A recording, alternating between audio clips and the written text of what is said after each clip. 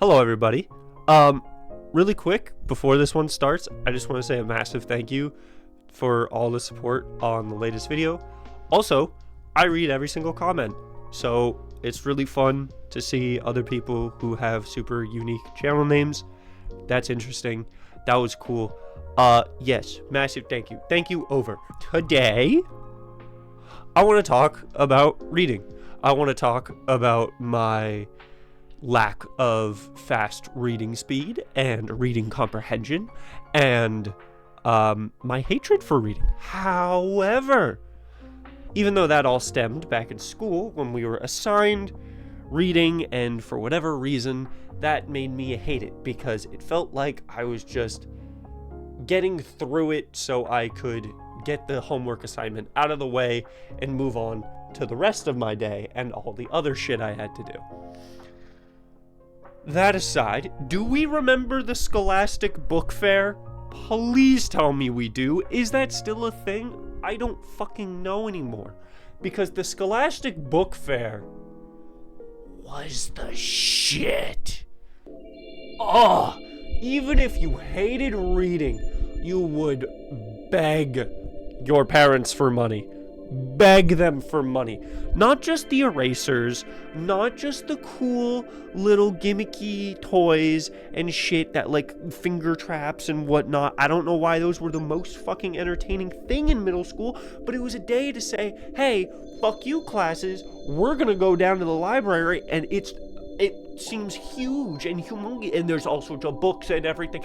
And the Bone series, can we talk about the fucking Bone series? Anybody remember that comic book? Feels like we don't have anything like that anymore, and that's kind of sad, and I hope it's still going. I don't know, I haven't checked. Maybe editing me will check and confirm, whatever. Anyways, I have been reading the wrong things all my life, except in middle school where I was reading Bones and Diary of a Wimpy Kid and all those generic everybody reads those books sort of things. Aside from those, I didn't read. I didn't do it. It was a poor decision that younger me made, but you know what? He was playing Halo Reach with his brother and having the time of his life. Can't fault him. You suck at video games, by the way, past Ethan, and you still do now. Anyways, what got me back into reading? I, since then, have been reading fantasy novels. I have been for the longest time. Currently, I am not, because I made a switch. Every fantasy book felt the exact same.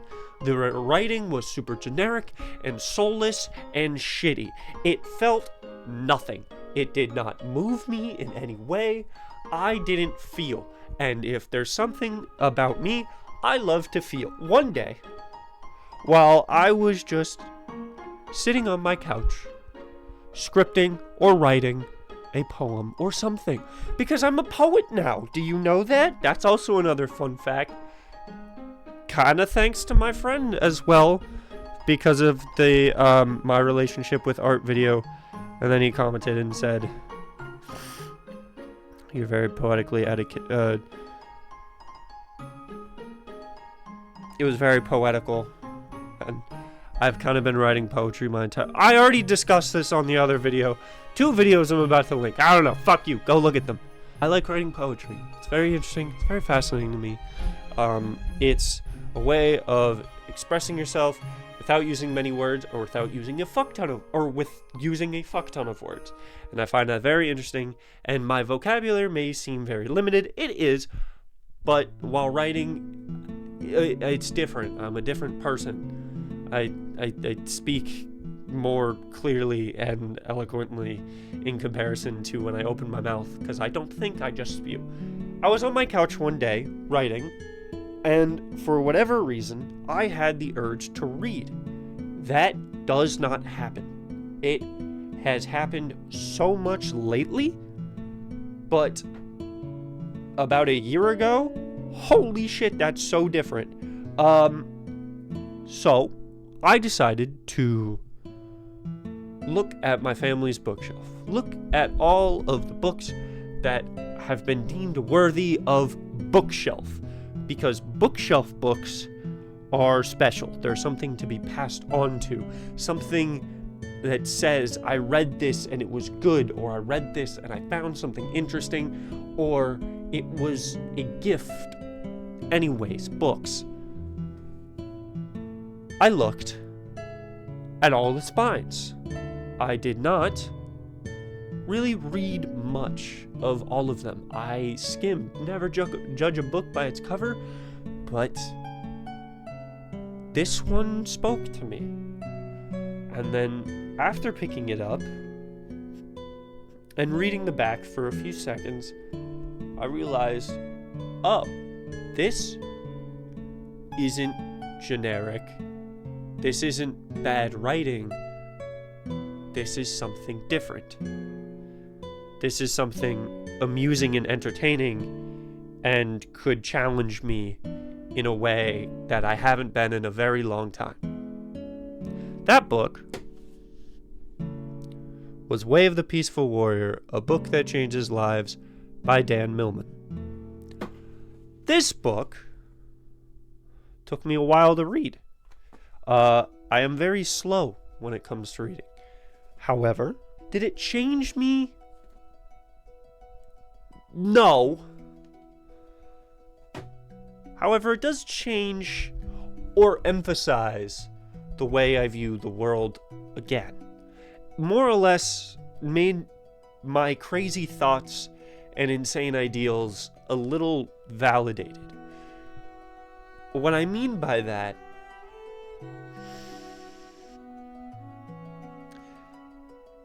this book begs the question, what if the mind and thoughts were two separate things?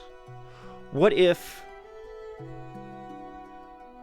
our thinking and the mind is different? What if we fall into these habits and are boxed into these societal corners of life just to never break free and realize we are alive?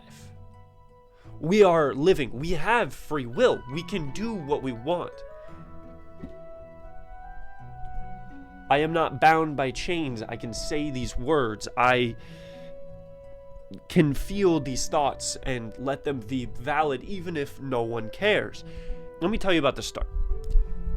This guy, Dan, in college, sneaks off to a gas station late at night to get a snack. He discovers that a man from his dreams, a man he thought not real, was there and at the gas station. This man was capable of all sorts of things. He defied all laws of gravity, physics, and the mind. It didn't make sense to Dan. He thought this was just a delusion and he was going insane. But after confronting the man and realizing the secrets, his life changes. Instead of focusing on good grades and becoming the greatest athlete of all time, he just wants to be. Yes, he continues to do these things, but in a different light, in a different reasoning, in a different mind space. Would I recommend this book to everyone? No. Do I think those who are not comfortable with how the world ticks and how we go about our day and expect to not change or do anything? Yes. If you feel like something is wrong, if you feel like something is off, read this book. There are some iffy things, I cannot lie. It's but overall message and ideals are something interesting, and if you like questioning, if you overthink, give this one a read. I think it's a good book. Took me a while to read, but I think it's going to stick with me for a while. After finishing that book, hole, huge, massive hole within. I needed to continue this. Reading was something that wasn't just a shitty hobby that was something to be picked up every now and again. Reading is something that, oh fuck, I enjoy this. I am willing to stay up late at night with my phone flashlight to fucking read something, to listen to an author's words and feel beautiful writing. So, I decided to get another book. And something about me. I'm a poet. I'm a photographer. And why not combine both of those things with Film for Her? Film for Her. Ugh. This is a book coupled with film photography and poetry. It is emotional, to say the least. This was the first poetry book I ever read.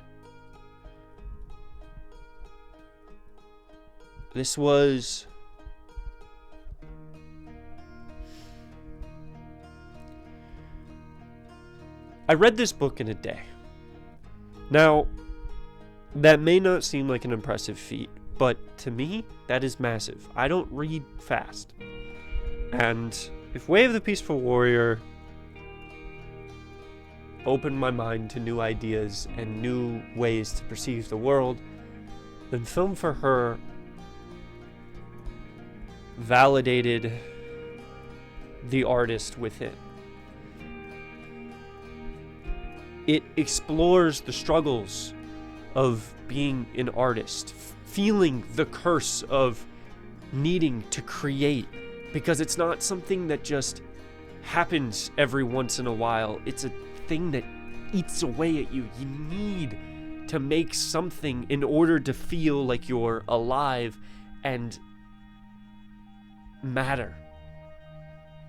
Maybe that is just my twisted spin on artist as a whole, but that's what I feel. And if there's anything about this book, it's about feeling. It's about moving on. It's about exploring relationships between family and friends, and it's so down to earth and just real. Now, obviously these books I'm about to recommend to you are very biased because I have not read a bunch. I haven't read many books in my entire lifetime. I am a major novice when it comes to literature. If you're a photographer, if you're a writer, I'd say pick this up because it makes me feel better about the choices I've made and the lifestyle I want to live as an artist. I know I say that while filming this YouTube video, but I believe it's okay to have multiple dreams. And I believe it's even better to not abandon those dreams.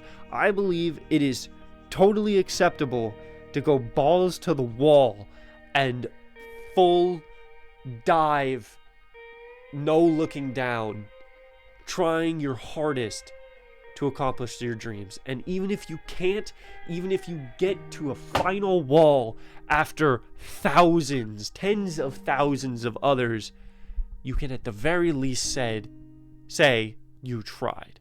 And that is what matters. I have this friend who will be an amazing father and, my God, just a model person. Yes, I am saying all these fantastic things about them. Doubt they'll see it, but good dude. He is also a poet. He is a much better poet than me, and oh my God, really got to me. So, when I asked him, hey, I just finished Film for Her, I am starting reading again, I need more books. I need books that really change and make me feel things. Because when I go into a hobby, I go into it with as much interest and intrigue and trying to get the most out of things while still living. If that makes sense? I don't know. So he suggested I read Season of Migration to the North.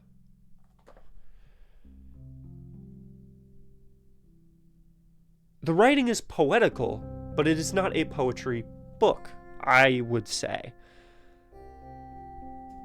The writing is very poetical, though. There are poems within, and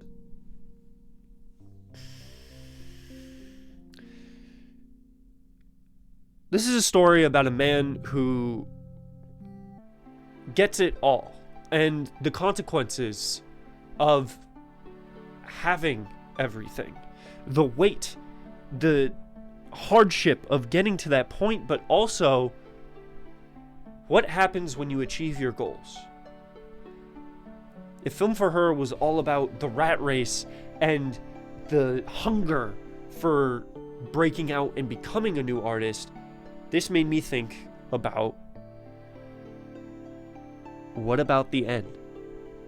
Is there an end? In my mind, there is no final piece for me. The final piece will be when I'm on my deathbed and it's over. It's done. Oh! That's another thing. Fuck. I meant to talk about Way the Peaceful Warrior. Holy shit. Help me with my fear of death. So much. Oh my god. Made it a lot less scary and made it interesting and easier to swallow, I guess. Coming to terms with your own mortality in a healthy and good way, I guess. I don't know what better way to put that. Limited vocabulary. But when I'm right, it's different.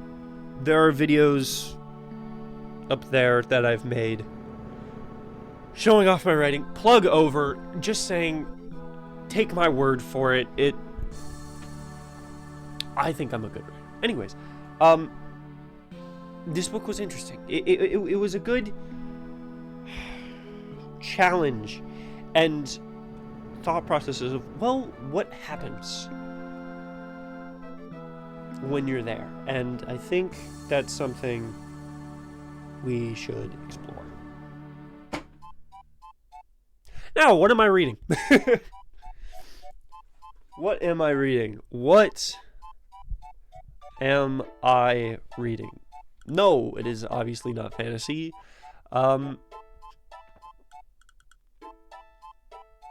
But due to my own foolishness and social anxiety, I paid $15 instead of $7 for this book. I'm a little upset, but you know what? I'm getting my money's worth. It's very good. That book is Too Much and Not the Mood. Where are you focusing? Too much and Not the Mood by Durga Chew-Bose. Also is validating as an artist. Oh my god. But this one dives more into family relationships and struggles of just life, just existing. And this book got me into the habit of defying the thought and marking down stuff that I like within books. It's lines that sound pretty, or a poem that I find interesting or inspiring. Stuff that makes me feel like I can look back on and be like, wow, this was very talented. A human made this and it's interesting to me. Or makes me feel a certain way. So let me just flip to a random one and show you what I mean. Here is an entry from Hearth Museum. Rewinding 2 generations and picturing my grandparents before they were even parents is like watching fireworks backwards. Tinsel swallowed into the night sky instead of spitting out from it. Lines that I just find interesting. words that are arranged in such a creative and sparking feeling. I advise everyone do this, because when you own a book, it's yours. So exercise your free will. Fuck sticky notes. Fuck having to go around it. Leave your mark. Leave your mark so when these books travel with you, when these books come with you to your next apartment or house, haha, that's funny, or when you have your first kid, when you have nieces and nephews, it's something for them to pick up and be like, tell me about this. Why did you read it? And you can show them interesting stories. I don't know if you guys like this video. Probably not. This is a Hail Mary because I'm being brutally honest about who I am and what I do and how I spend my time. YouTube hates that. YouTube hates me. But anyways, I hope you like this video. I read. You should read. Honestly, it is something that it's obvious why it's stuck around for so long, even with the age of cell phones and TikTok. It's fucking YouTube shorts. But we're not gonna feel that bad right now, because humans are alive, humans are creating. Our AI overlord has not fucked us yet. It is soon to come. Unfortunate, but you know what? We are still here. We still have physical things that are made by human beings. So that is good. Art is beautiful. Art should be celebrated. Let me read my favorite poem, tied with my favorite picture that I can't show because it's a bit, yeah, but I think it's cool. I think it's interesting. Here we go. Self-portrait of my adolescent insecurities. The gap between my two front teeth, a gene I carried with shame, a laugh I stole from my mother, too loud and piercing to be considered polite, my nose, carbon copied from my father, Portuguese to the vein, that he inherited from his father too, palms stretched out to the tips of my fingers that once got the attention of a man who described them as working hands, a passing comment that instilled an insecurity in all future introductions. My skin unfolds as much as my body allows, stretch marks and childhood scars. The reflections serves nothing more than a reminder that these are all things I should feel so lucky to love, and yet I'm still learning.